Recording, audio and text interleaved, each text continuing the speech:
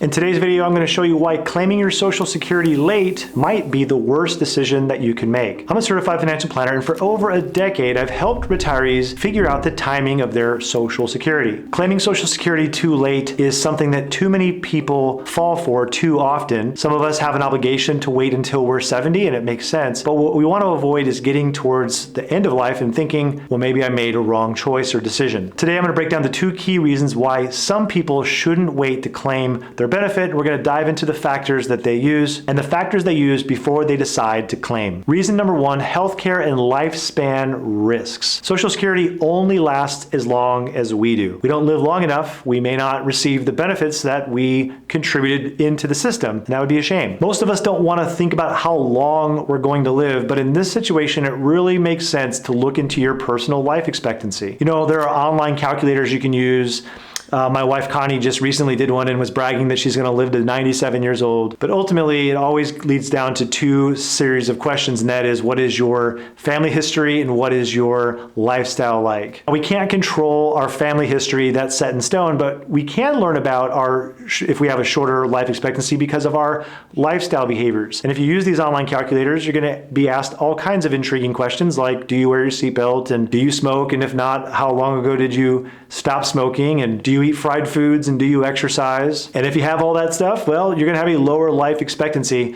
And if you eat more vegetables and eat less processed foods and you exercise more, well, you're gonna have a longer life expectancy. Who knew, right? So what does your life expectancy have to do with your Social Security decision? Well, ultimately, it comes to a point that you really miss out if you don't live long enough to enjoy all the years of contributions that you made to the Social Security system. And I think we all have heard of somebody who retired and then 5 years later, they passed away. None of us want to be that person. It's sad when it happens. And if we look at the general life expectancy of people, that's not very helpful either, because we're using super healthy genetic people and then we're using people who have, bad health situations, and we're kind of getting the average. Social Security Administration has a life expectancy for all of us, and they say if you're 65 right now and you're a guy, then your life expectancy is 84. If you're a lady, it's 86. So if you're 70, those numbers are 85 and 87. And if you're 75, those numbers are 88 and 90. But that doesn't help you know your personal life expectancy and get you any closer to figuring out what you should do about Social Security. But people who have shorter than average life expectancies often make the mistake of waiting too long to claim, not to mention the fact that there's an opportunity cost to that as well. Let's use John as an example. At 62, his benefit is $1,500 per month. But if he waits to age 70, it's $2,600 per month. And if he lives to 75, that's a $78,000 opportunity cost. So why is declining health and shorter life expectancy an important factor in Social Security? Well, because if you take it early, the steady income that Social Security provides can really go a long way. It can help you cover the medical costs. And I think you could even argue that it could even improve your life expectancy, because maybe it helps you to just make life better and even reduce your stress and potentially just make things better in general for you. Now, most people's healthcare costs are going to be lower in their 60s than when they're in their 70s. But if that's not you, that's not the case, then maybe take some of that $78,000 opportunity cost from my last example, apply that to your current situation, improve your quality of life. It makes a lot of sense. It's really critical that you look at your family history and you look at your personal life expectancy. I know it's uncomfortable. We don't like to do it, but the other thing that's uncomfortable is getting through life and realizing that maybe we made a mistake. The easiest way to do this is to just use an online calculator. Some people find this process intriguing. Other people find it kind of fun. You're going to be asked questions like, did you ever smoke?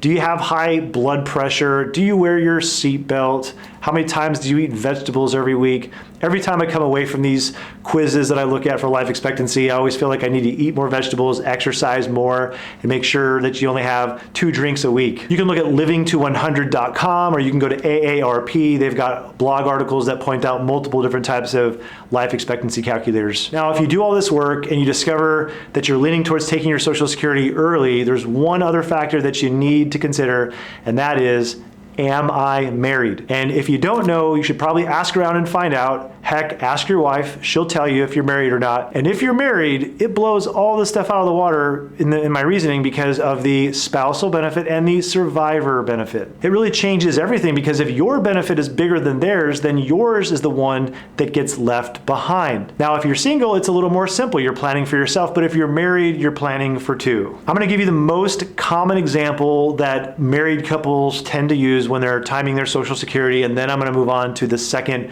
reason. So here it is.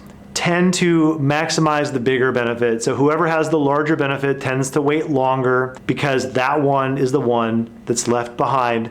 So it's more common to see the smaller benefit claim early, the larger benefit waits longer in general. And that's because the survivor benefit sticks around.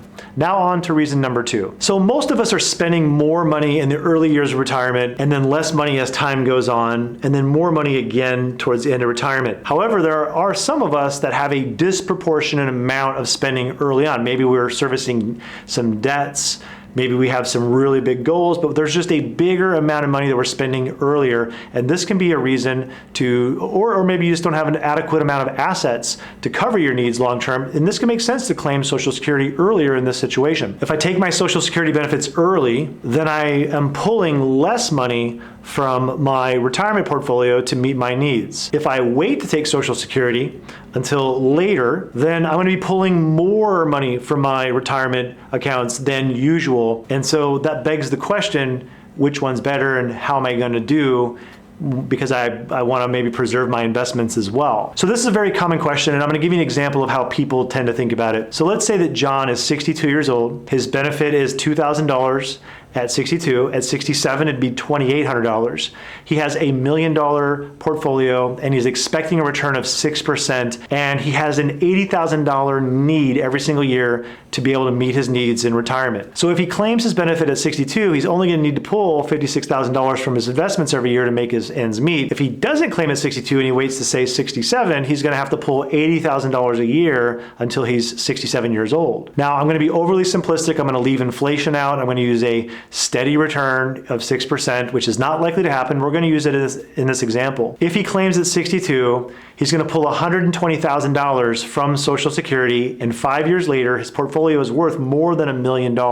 So waiting to 67 means that he's pulling $80,000 a year out of his portfolio from age 62 to 67. Now, $80,000 divided into $1 million is 8%. That's a very high withdrawal rate, and that's something to watch out for. It's something to be concerned about. If you fast forward those 5 years, John's pulled the money from his portfolio, but his portfolio is only worth $860,000. And if you fast forward throughout time, he never actually catches up. So mathematically speaking, age 62 would have been a smarter decision for him. Again, I'm just telling you how people think because it's not this simple. There are other things that factor in. The first thing is coordinating with his spouse's benefit. That can bring some complications. The next thing is the cost of living adjustment that Social Security provides every year.